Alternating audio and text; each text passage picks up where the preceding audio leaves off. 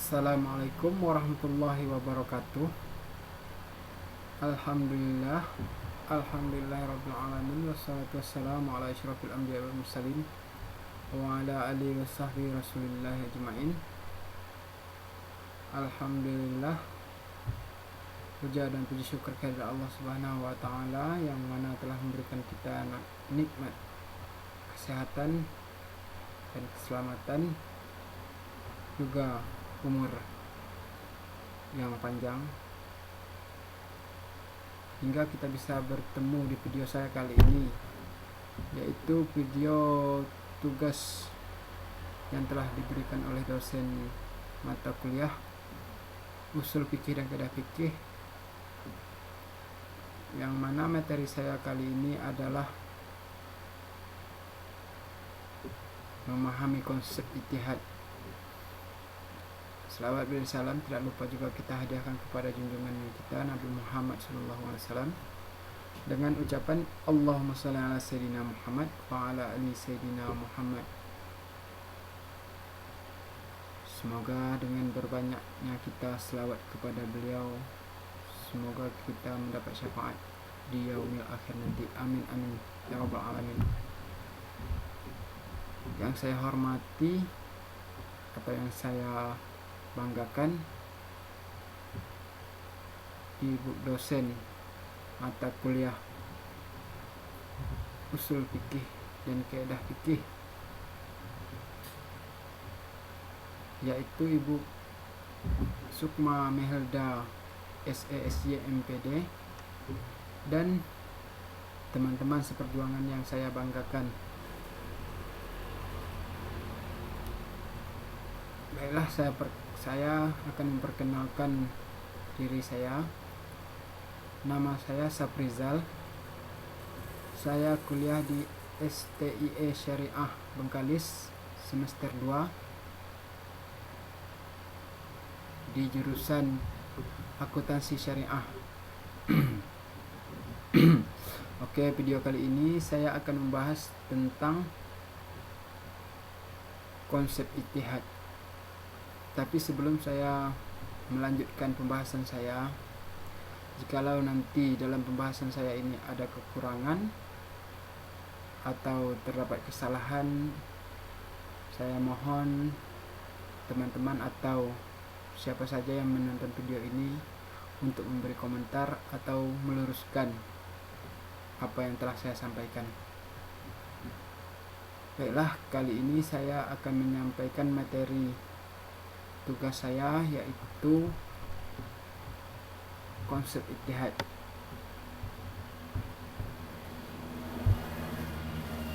Baiklah, di sini terlebih dulu saya akan membahas tentang pengertian ijtihad.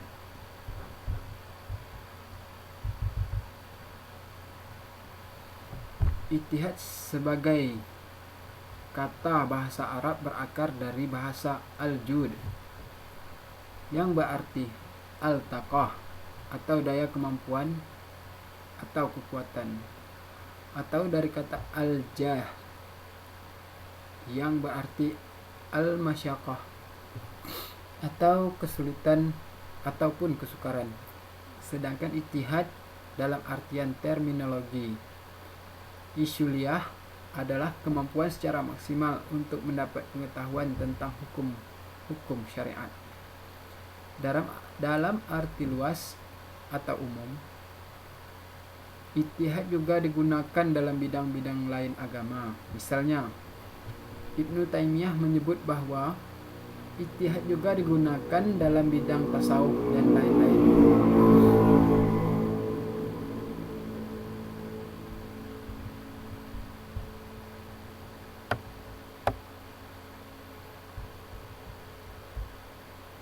Di sini ada lagi, menurut Ibnu Hamid Hakim, ijtihad adalah pengerahan kesanggupan berpikir dalam memperoleh hukum dengan jalan istimbat atau menarik kesimpulan dari Al-Quran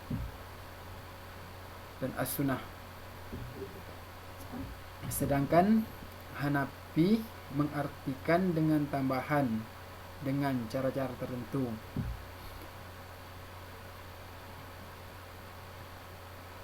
Menurut At-Taribat bab alif, ijtihad adalah keadaan di mana seorang faqih mencurahkan kemampuan pikirannya untuk menemukan hukum Islam yang masih zoni atau dalam persangkaan, atau di sini ragu-ragu, belum jelas ya.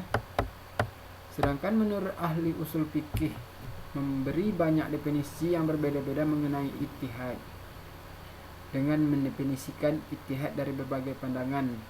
Namun adapun maksud mereka adalah agar jalan ijtihad dari orang yang tergesa-gesa mengambil hukum dan orang-orang lalai mengambil hukum seenaknya tanpa memeras kemampuan terlebih dahulu untuk meneliti dalilnya, memperdalam pemahamannya dan mengambil konklusi dari dalil-dalil tersebut serta membandingkan dalil yang bertentangan dengannya.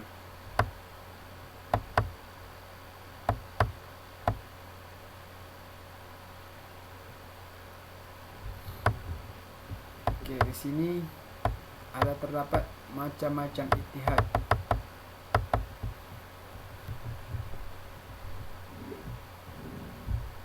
Ijtihad ada beberapa bagian. Satu, pembagiannya adalah ijma'. Ijma' yaitu kesepakatan atau kesempatan dengan ataupun sependapat dengan suatu hal mengenai hukum syara' dari suatu peristiwa setelah wafat Rasul. Yang kedua, qiyas. Qiyas yaitu menyamakan atau membandingkan atau menetapkan hukum suatu kejadian atau peristiwa yang tidak ada dasar nasnya dengan yang telah ditetapkan hukumnya berdasarkan nas. Yang ketiga, ihtisan. Ihtisan yaitu meninggalkan hukum yang telah ditetapkan pada suatu peristiwa atau kejadian yang ditetapkan berdasarkan dalil dan syara'. Setelah itu, masalah mursalah. Masalah mursalah ini adalah suatu kemaslahatan. Berikutnya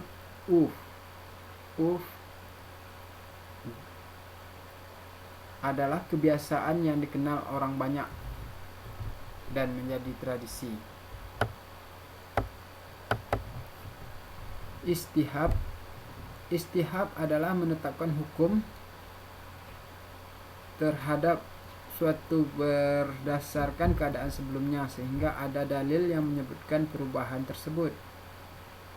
Nah, di sini ada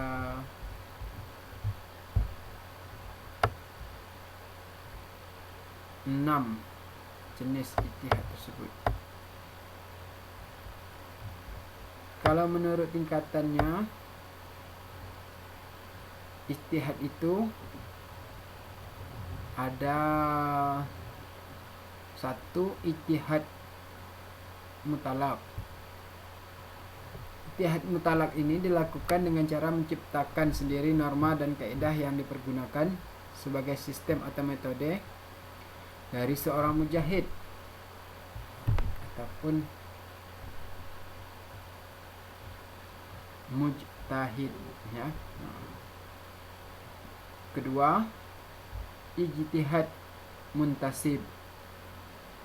Ijtihad muntasib ini dilakukan seorang mujtahid dengan cara mempergunakan norma dan kaidah istinbat imamnya.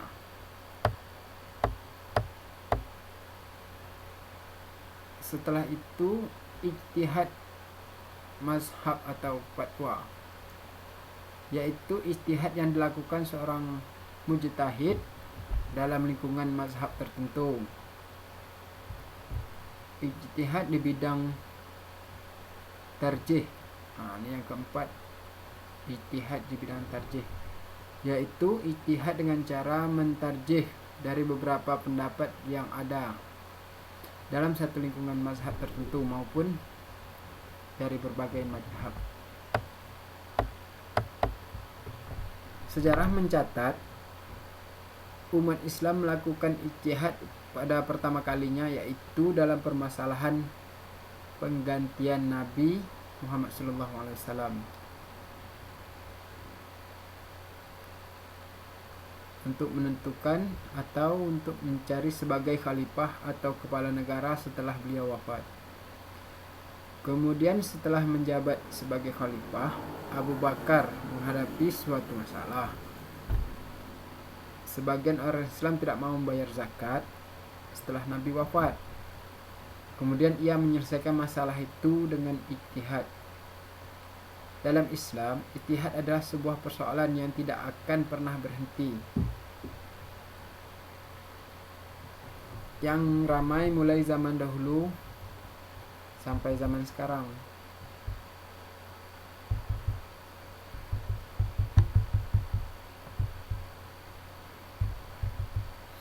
Ijtihad adalah sebagai sebuah upaya perbaharuan atau pengembangan hukum Islam yang memiliki sifat dan karakteristik tersendiri, diantaranya ta'amul atau sempurna, wasatiyah atau harmonis, dan harakah atau dinamis. Ijtihad merupakan sumber ketiga ajaran Islam.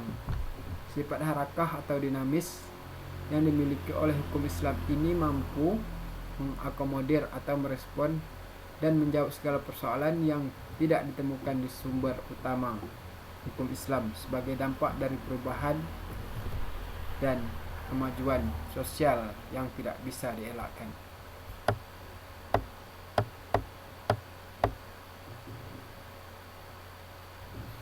Jadi di sini dapat kita petik bahwa sebenarnya ijtihad ini sangat penting dalam kehidupan kita sebagai upaya pembumian syariah Islam yang kita yakini sebagai manhaj hidup. Dengan ijtihad, maka syariat Islam selamanya akan terlihat eliminer dalam berbagai ruang dan waktu.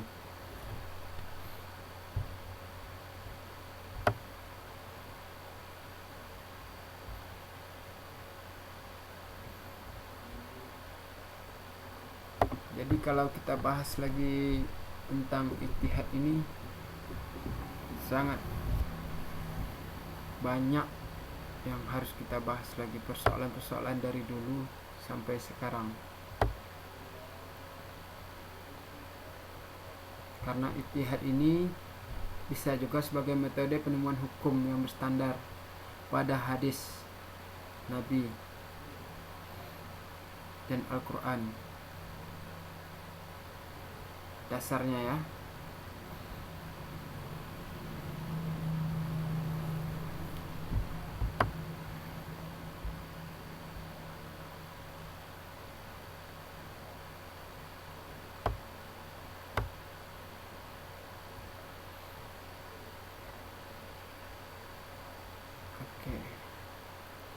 Dari pembahasan di atas tadi dapat kita simpulkan bahwa perkembangan dan kemajuan zaman baik dalam bidang ilmu pengetahuan maupun teknologi merupakan sebuah peradaban manusia. Kemajuan tersebut di satu sisi menawarkan dan memberikan dampak positif bagi kehidupan manusia, seperti tersedianya berbagai fasilitas yang memberikan kemudahan bagi manusia dalam memenuhi kebutuhan hidupnya. Tetapi dengan kemajuan zaman tersebut bisa juga menimbulkan berbagai masalah ataupun satu masalah baru lagi. Masalah-masalah yang timbul ini jika tidak direspon dengan baik akan menimbulkan ketidaktentraman atau ancaman bagi kehidupan manusia.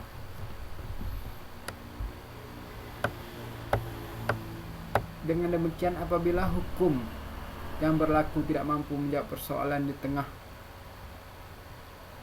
masyarakat ini, sedangkan apabila masyarakat menganggap masalah tersebut dibiarkan, akan menjadi sebuah kekosongan hukum. Hal-hal ini dalam hukum tidak dibenarkan adanya kekosongan hukum tersebut. Maka dari itu, seorang hakim akan dituntut untuk mengisi kekosongan tersebut dan harus bisa membuat solusi hukum.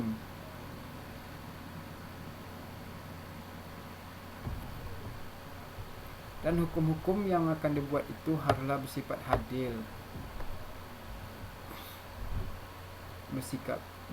adil, dan bisa menyelesaikan masalah itu secara bersama.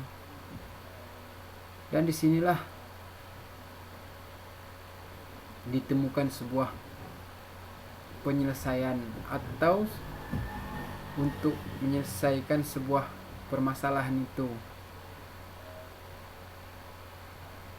Dan di sini juga yang dinamakan dengan ijtihad. Ijtihad inilah yang akan mereformasi atau memberi solusi hukum yang ada, atau dengan ijtihad juga bisa membuat suatu pembaharuan, bahkan mengadakan suatu hukum baru apabila situasi membutuhkan hukum yang baru. Maka dengan itu akan timbul suatu hukum yang adil, dan hukum itu bisa menyelesaikan permasalahan-permasalahan yang ada. Oke, cukup sekian pembahasan saya mengenai ijtihad kali ini. Dan apabila terdapat, dan saya pun merasa masih banyak kekurangan di dalam pembahasan saya ini, saya mohon bantuan kawan-kawan yang menonton video ini untuk menambah atau memberi penjelasan yang lebih rinci tentang konsep ijtihad ini. Oke, terima kasih pada semua yang telah menonton video ini, dan saya akhiri dengan wabillahi taufiq wal hidayah. Assalamualaikum warahmatullahi wabarakatuh.